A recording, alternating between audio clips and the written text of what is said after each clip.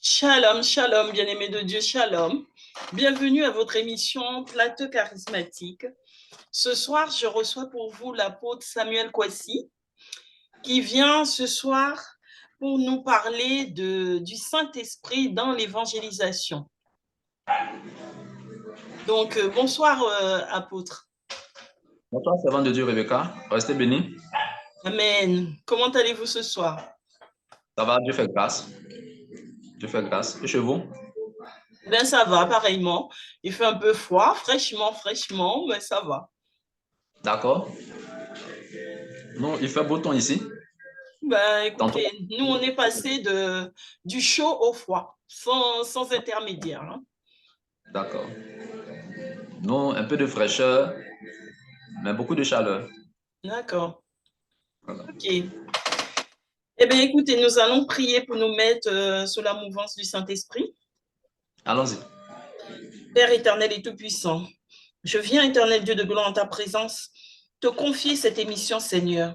Je prie, éternel Dieu de gloire, que tu nous bénisses, Seigneur, que tu bénisses nos lèvres, que tu bénisses, éternel Dieu de gloire, nos appareils.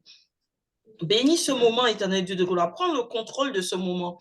Éternel Dieu de gloire, que tout au long de cette émission, Seigneur, que tes enfants soient touchés, qu'il y ait une parole de bénédiction pour tes enfants, qu'ils reçoivent quelque chose de toi, papa. Utilise-nous, tes serviteurs, Seigneur.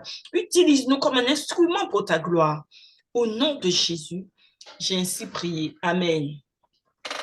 Amen. Alors, apôtre, je disais que vous venez ce soir pour nous parler du Saint-Esprit dans l'évangélisation. Oui, c'est cela, c'est pour Dieu. Alors, je vous laisse la parole. Que le Seigneur soit glorifié. Amen. En effet, sans le Saint-Esprit dans l'évangélisation, nous ne pouvons pas porter de fruits. Et en parlant du Saint-Esprit dans l'évangélisation, nous allons parler des fruits, puisque si Dieu nous demande de faire l'évangélisation, nous devons porter du fruit. Alors, dans le fruit que nous devons porter, nous allons voir que le Saint-Esprit représente ceci, de l'eau. Le Saint-Esprit représente l'eau. Et vous conviendrez avec moi que aucun arbre ne pourra porter de fruits sans eau. Aucun arbre ne pourra porter de fruits sans eau. Alors, donc le Saint-Esprit dans l'évangile, pour que nous puissions porter du fruit. Alors, voyons ici maintenant, nous savons que lorsque Jésus a rencontré la femme samaritaine, puisque je dirais, c'est la femme samaritaine qui avait donc trouvé Jésus donc, au puits de Jacob. Et Jésus avait fait comprendre une vérité. Jésus a parlé d'une eau, Jean chapitre 4, verset 14. Jésus va dire, celui qui boira l'eau que je lui donnerai n'aura jamais soif. Et on peut lire à Jean 14, Jean chapitre 4, verset 14. Jean chapitre 4, verset 14. Jésus a parlé de l'eau que lui donne. Jean chapitre 4, verset 14. Ah, on le lit? Oui, allez-y. Alors, je lis la parole de Dieu. Jean 4, verset 14. Okay.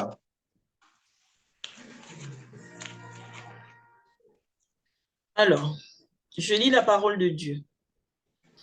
En revanche, celui qui boira de l'eau que je lui donnerai n'aura plus jamais soif, et l'eau que je lui donnerai deviendra en lui une source d'eau qui jaillira jusque dans la vie éternelle. Alors, donc, dans le verset 14 de Jean chapitre 4, Jésus parle de l'eau que lui donne. Cette eau, il dit, c'est lui-même Jésus qui donne cela. Donc, celui-là qui donne donc l'eau, qui boit cette eau-là, cette personne n'aura jamais soif. Elle n'aura plus soif. Alors, en parlant de l'eau, de quoi est-ce que Jésus est en train de parler? Mais il dit, cette eau-là qu'il donnera et que cette personne boira, deviendra en cette personne une source d'eau qui va jaillir jusque dans la vie éternelle. Donc, Jésus ici parle de l'eau. On va lire aussi Jean chapitre 4 et Jean chapitre 7. Jean chapitre 7, verset 37 au verset 39. Là, nous parlons du Saint-Esprit, le Saint-Esprit dans l'évangélisation. Jean Et chapitre 7, verset 37. c'est ça. Au verset 39. Je lis la parole de Dieu. Le dernier jour, le grand jour de la fête, Jésus debout s'écria, « Si quelqu'un a soif, qu'il vienne à moi et qu'il boive. » Verset 38. Celui qui croit en moi, des fleuves d'eau vive couleront de lui, comme l'a dit l'Écriture. Il dit cela à propos de l'Esprit que devaient recevoir ceux qui croiraient en lui.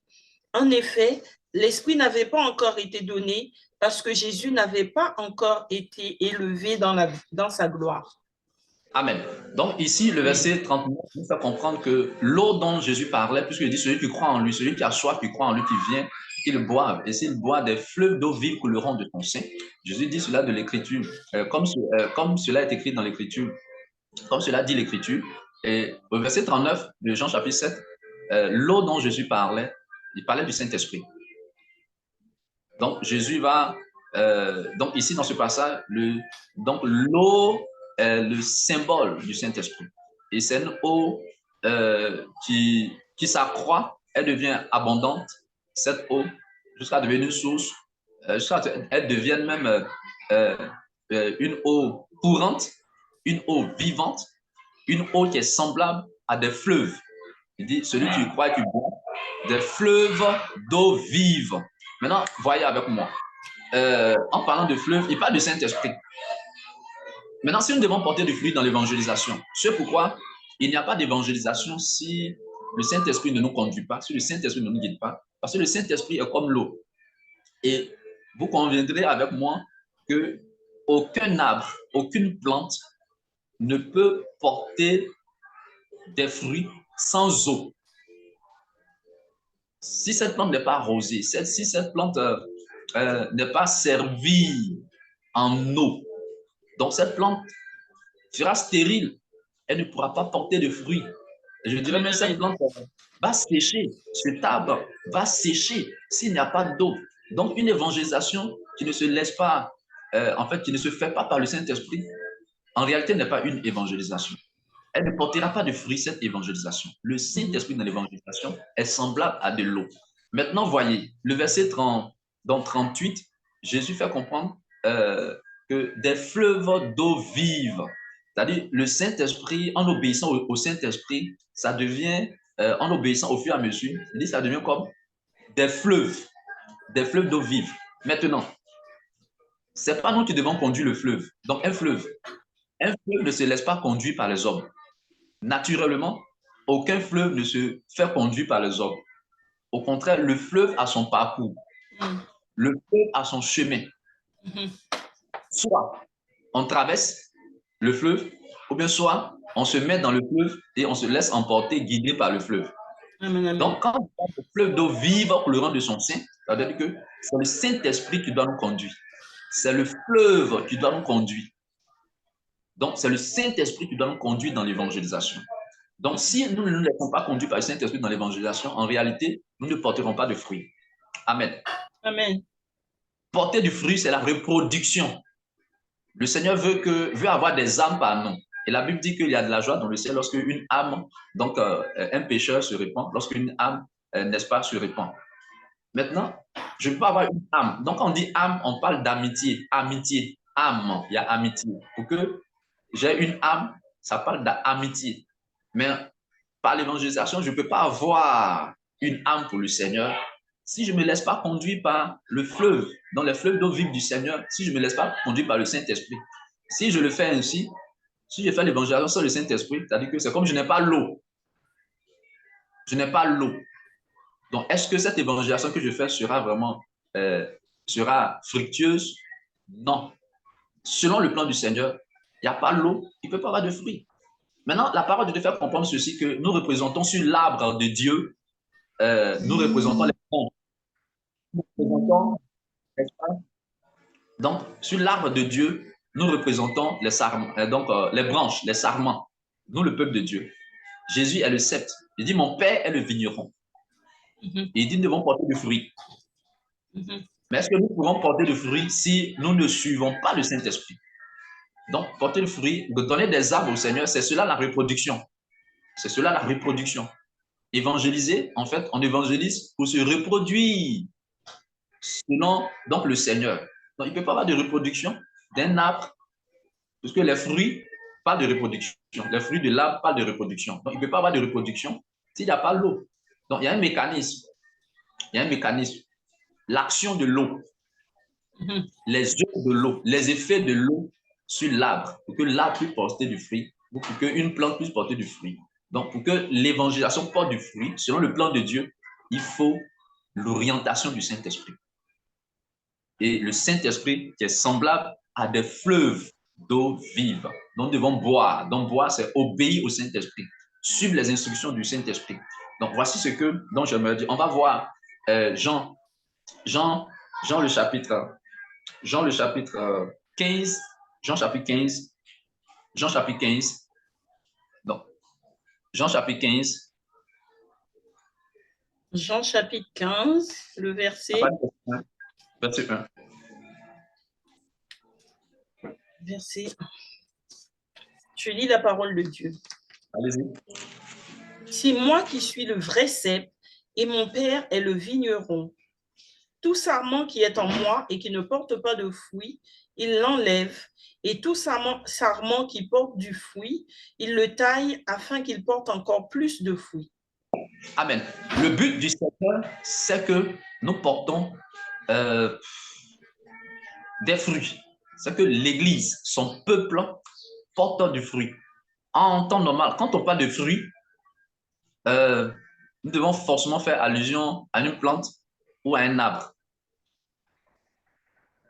Physiquement, les fruits se voient ou se cueillent, se reçoivent d'un arbre ou d'une plante.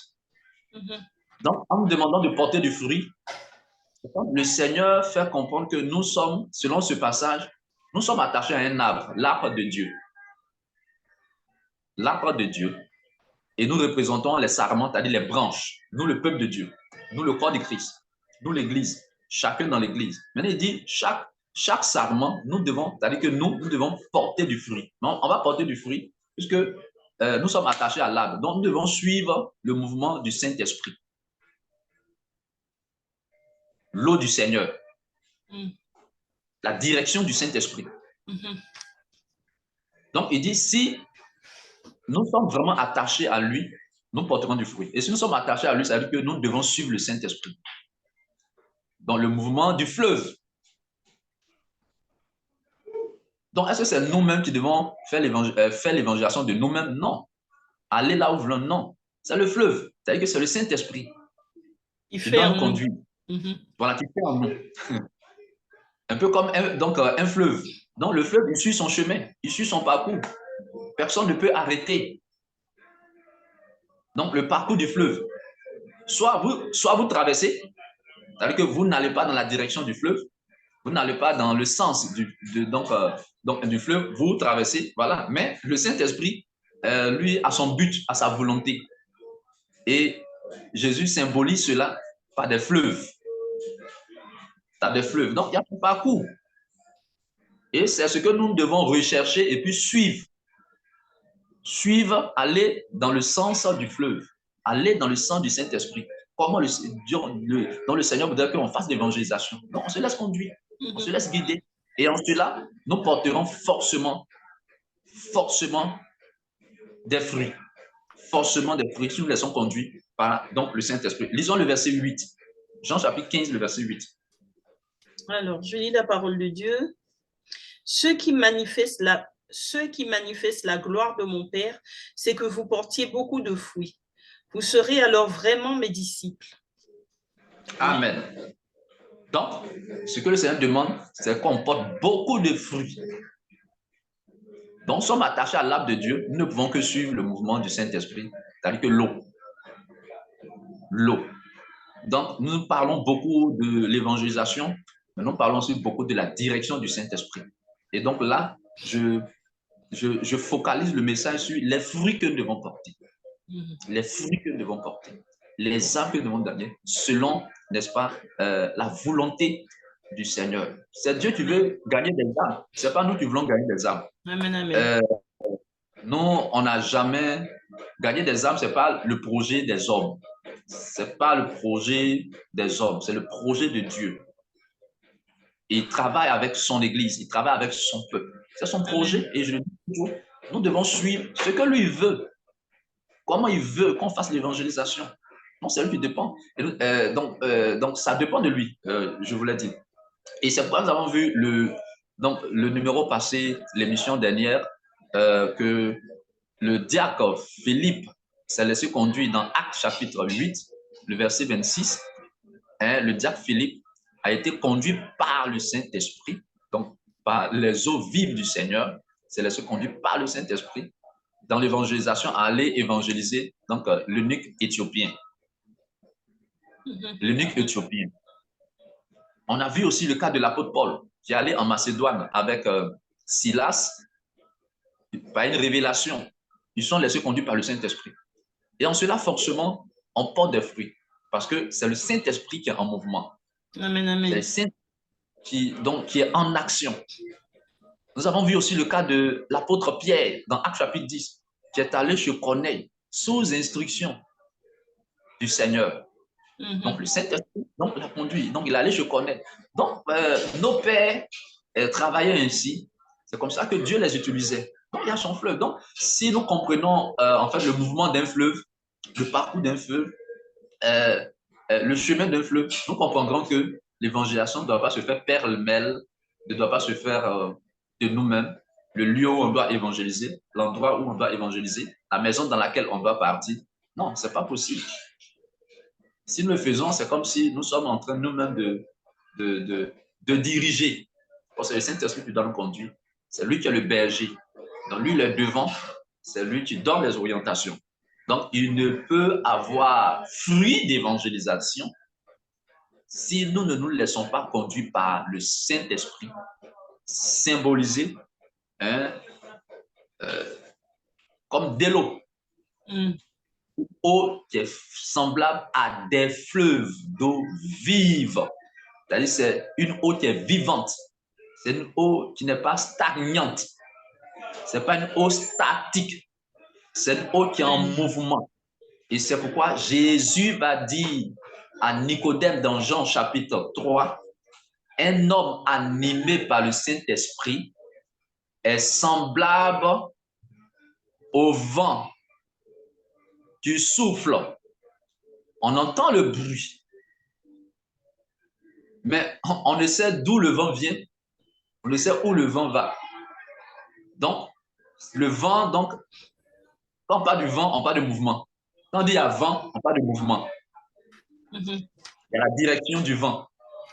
Il dit c'est comme ça, un homme qui est animé par le Saint-Esprit, il se laisse conduire par le Saint-Esprit. Il doit se laisser entraîner par les vives eaux du Seigneur, laisser entraîner par le Saint-Esprit dans l'évangélisation. Chose très importante. Mais j'ai envie de vous demander, apôtre, mais j'ai compris, vous avez dit que pour marcher pour gagner du fruit, pour porter du fruit, il faut être conduit par le mouvement de l'Esprit de Dieu. Mais alors, j'ai envie de vous demander, comment faire pour être sous la mouvance du Saint-Esprit?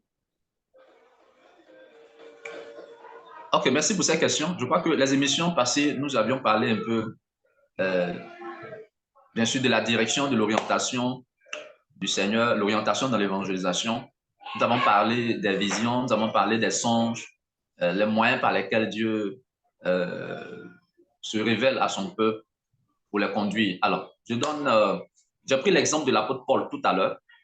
Acte chapitre 16, Acte le chapitre 16, verset 9 au verset 10, qui dit ceci: pendant la nuit, Paul eut une vision.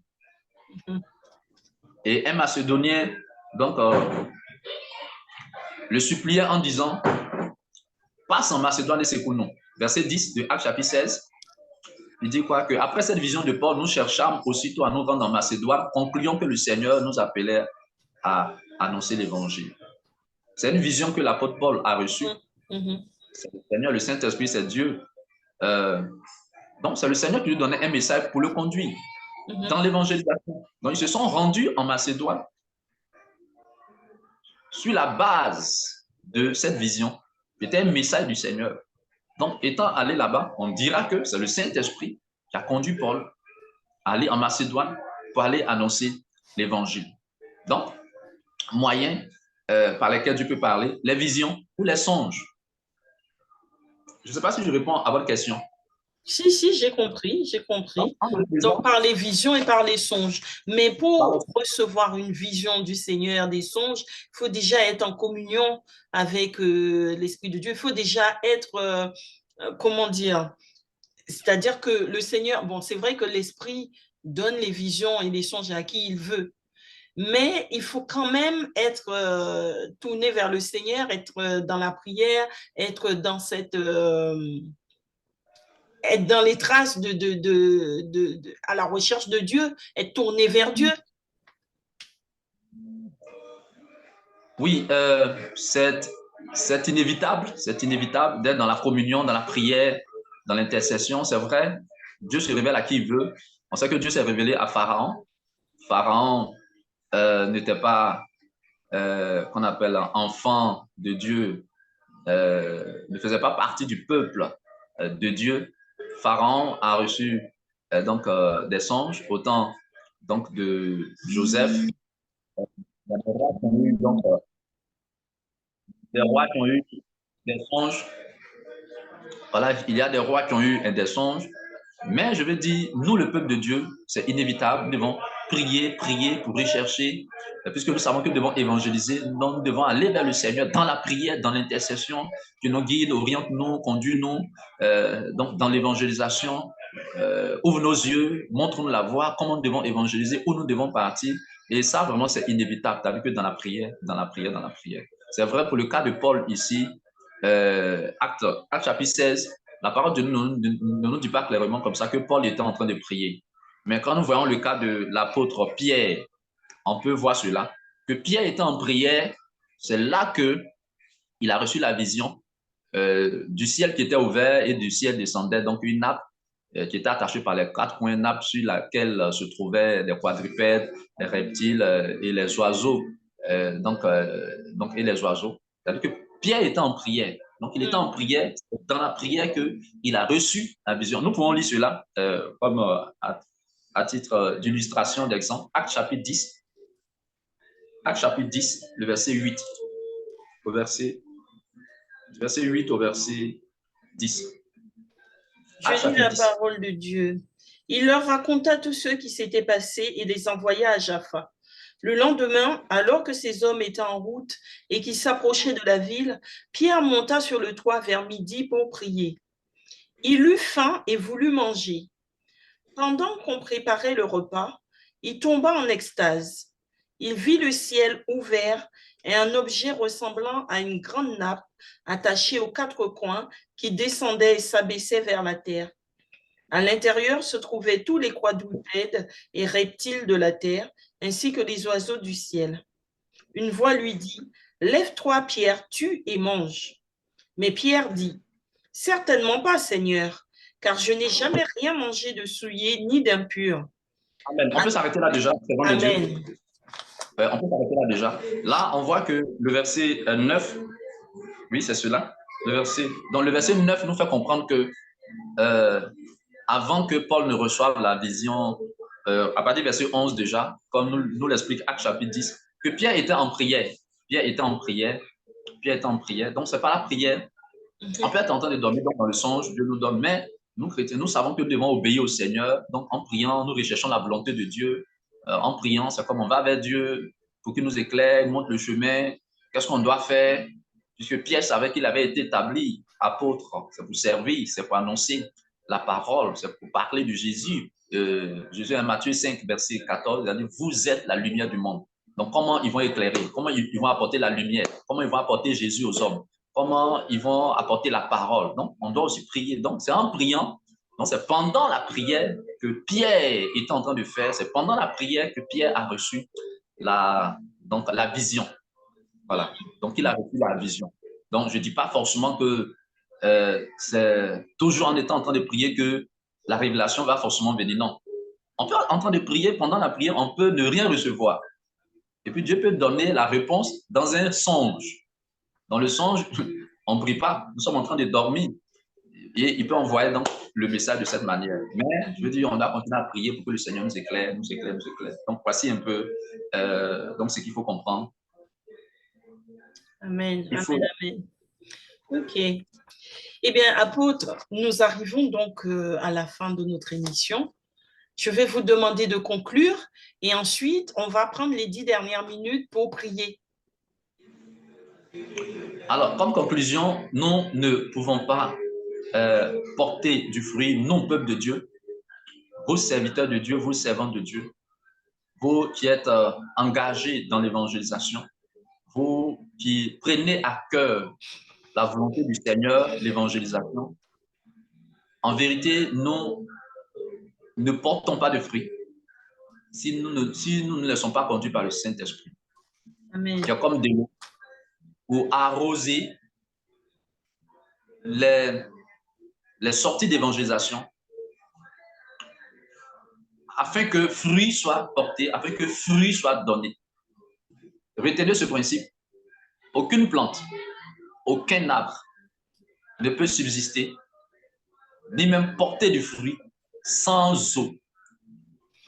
Sans eau. Alors, c'est pourquoi nous lisons dans Psaume chapitre 1, le verset 3, qui nous dit que quelqu'un qui obéit donc à la parole de Dieu, qui fait de la loi du Seigneur son plaisir, son désir, il est semblable à un arbre qui est planté près d'un courant d'eau. Près d'un courant d'eau. Amen. Donc l'arbre est planté près d'un courant d'eau. Si l'arbre n'a pas l'eau, il ne pourra pas porter du fruit. Donc, il est planté près d'un courant d'eau, il donne son fruit en sa saison. Donc, l'arbre donne son fruit en sa saison. Et les feuillages ne flétrissent point. Pourquoi? Parce qu'il est planté près d'un courant d'eau. Donc, il reçoit de l'eau. Donc, nous, notre eau dans cette œuvre de Dieu dans l'évangélisation, c'est le Saint-Esprit. C'est le Saint-Esprit. Donc, sans la direction du Saint-Esprit, c'est-à-dire que l'arbre va sécher. L'évangélisation va sécher. L'évangélisation ne donnera aucun fruit, aucun résultat, à vrai dire, selon le plan de Dieu. Amen. Amen, amen. Eh bien, écoutez, apôtre, c'est une très belle conclusion. Donc, je vais vous inviter à prier pour nos téléspectateurs. Nous allons prier pour les téléspectateurs afin qu'ils puissent recevoir le Saint-Esprit et qui leur permettra de porter du fruit. Amen. Amen. Seigneur, nous te rendons grâce. Nous te bénissons pour ce temps d'échange sur ta parole, l'évangélisation, le Saint-Esprit dans l'évangélisation. Quelqu'un peut avoir déjà reçu le Saint-Esprit, mais ne pas se laisser conduire par le Saint-Esprit. Tu nous as appris par ta parole ce soir, le Saint-Esprit qui est symbolisé à de l'eau. C'est de cette eau, c'est de cela que tu parlais à la femme samaritaine. C'est de cela aussi que tu parlais, Seigneur, dans Jean chapitre 7, le verset 37 au verset 39. Que ton eau, oui, quand on la boit, quand on suit en fait le Saint-Esprit, quand on obéit au Saint-Esprit, le Saint-Esprit deviendra en nous comme des fleuves d'eau vive. Oui, nous devons nous laisser conduire par ton esprit. Nous devons nous laisser conduire par tes fleuves d'eau vive dans l'évangélisation afin que nous puissions porter du fruit, étant attachés à ton arbre, Seigneur, à l'arbre de la vie qui est toi, Jésus-Christ de Nazareth. Nous devons nous laisser conduire par le Saint-Esprit. Nous devons recevoir ton eau. Nous devons nous laisser conduire par ton eau, semblable, Seigneur, à des fleuves, afin de pouvoir porter du fruit dans l'évangélisation. Au nom de Jésus, afin de te donner les âmes, oui, que tu veux, selon ton plan et ta volonté. Rends-nous efficaces. Donc, de porter du fruit dans l'évangélisation. Donne à ton peuple de porter du fruit selon ta volonté, par le Saint-Esprit, en nous laissant conduire par le Saint-Esprit, en nous laissant guider par le Saint-Esprit, au nom de Jésus-Christ de Nazareth. Je prie, Seigneur, tous ceux, Père, qui faisaient l'évangélisation par eux-mêmes, qui faisaient l'évangélisation d'eux-mêmes, ne se laissant pas conduire par ton esprit, ne se laissant pas conduire par tes vives eaux. Ce jour, nous prions, en ce jour, nous prions, en ce jour, nous prions que tu influences ton peuple, tu influences tes serviteurs, tous ceux qui sont engagés dans l'évangélisation. Donne-leur la prise de conscience à se laisser conduire par toi, à se laisser conduire par ton esprit, à se laisser guider par tes vives eaux, à se laisser entraîner par les vives eaux, tes vives eaux dans l'évangélisation, afin de porter beaucoup de fruits. Et tu dis dans Jean 15, verset 8, que si nous portons beaucoup de fruits, c'est ainsi que, oui, ton Père, le Père sera glorifié et que nous serons tes disciples. Donne à chacun de porter du fruit et même beaucoup de fruits dans l'évangélisation, en nous laissant conduire par ton esprit. Je prie, Seigneur, que toute œuvre d'indépendance, l'indépendance au Saint-Esprit dans l'évangélisation soit chassée au nom de Jésus. Donne la discipline à ton peuple, discipline au Saint-Esprit dans l'évangélisation, au nom de Jésus. Béni sois-tu, Seigneur, que la gloire te revienne. Nous orientons ton peuple, oriente tes serviteurs, au nom de Jésus-Christ de Nazareth. Nous avons prié. Merci, Jésus, de faire abonder, Seigneur, tes vives eaux, oui, au travers de cette émission, sur cette chaîne, Seigneur, afin que, Père éternel, notre Dieu, des fruits soient, Seigneur, oui, obtenus, que des fruits soient vus à travers ces émissions, dans les nations, dans la vie de ton peuple, dans les tribus, les langues, dans le nom de Jésus-Christ de Nazareth. Toute la gloire et l'honneur te soient rendus dans le nom de Jésus. Je prie, Seigneur, que les œufs de la chair soient chassés. Tu dis que ce qui est né de la chair est chair, ce qui est né de l'esprit est esprit. Oh Père, je prie que toutes les évangélisations qui ne naissaient pas, Seigneur, de l'esprit, car tu as dit à Nicodème, il faut que vous naissiez de nouveau. Je prie, Seigneur, que tu fasses naître les évangélisations de nouveau. Oui, en se laissant conduire, oui, par ton esprit, en se laissant guider par tes vives eaux, en se laissant entraîner par tes vives eaux, en se laissant entraîner par le Saint-Esprit. Oui, comme Seigneur, oui, l'apôtre Pierre s'est laissé conduire par toi en allant chez Corneille. Comme Seigneur, l'apôtre Paul s'est laissé conduire par toi, se retrouvant, Seigneur, en Macédoine pour l'évangélisation. Qu'il en soit ainsi. Dans le nom de Jésus, dans la maison de Corneille, Corneille a été sauvé et tous ceux qui étaient dans la maison de Corneille ont été sauvés. Ils ont reçu l'eau, ils ont reçu le Saint-Esprit. Oui, Seigneur, en Macédoine, lorsque Paul et Silas y étaient, il s'est trouvé que le geôlier et toute sa famille ont été sauvés. Ils ont porté du fruit. Qu'il en soit ainsi. Parce qu'ils ne sont pas allés d'eux-mêmes. Ce n'était pas par leur chair, ce n'était pas par leur propre force, c'était par ton esprit. C'est toi qui as vu le besoin en Macédoine, le besoin de sauver. Oui, Seigneur, en Macédoine. Oui, Paul et Silas, oui, y étaient. Il y a eu salut. Le geôlier et toute sa famille. Conduis nos pères, conduis ton peuple par ton esprit dans l'évangélisation. Qu'il y ait des saluts, qu'il y ait des vies sauvées pour la gloire de ton nom. Au nom de Jésus, nous avons prié. Amen. Amen. Amen, amen. Apôtre, Amen. très belle prière d'édification pour le peuple de Dieu. Eh bien, écoutez, je vous dis merci. Je vous remercie d'être venu aujourd'hui sur le plateau charismatique. Merci de votre présence et surtout pour toute cette édification que vous nous avez fait aujourd'hui. Je vous remercie et je remercie tous les téléspectateurs de nous avoir suivis. Merci à chacun. Et comme à l'accoutumée, je vous dis, laissez des commentaires sur les vidéos. N'hésitez pas à commenter, car c'est à partir de vos commentaires que nous pouvons aussi nous améliorer. Donc, commentez les vidéos et surtout abonnez-vous pour recevoir les notifications. Et puis, restez connectés, restez à l'affût des vidéos pour voir la suite, parce qu'il y a toujours une suite. Hein. Voilà, j'invite chacun aussi à pouvoir rentrer dans l'Esprit de Dieu pour pouvoir évangéliser. Donc, soyez à l'écoute du Saint-Esprit pour commencer votre évangélisation. Telle est la mission que le Seigneur nous a donnée. Amen. Je vous dis merci, apôtre. À bientôt. Amen. Jésus soit glorifié. Amen. Je vous dis à bientôt. À bientôt, servant de Dieu. Merci. Au revoir. Au revoir.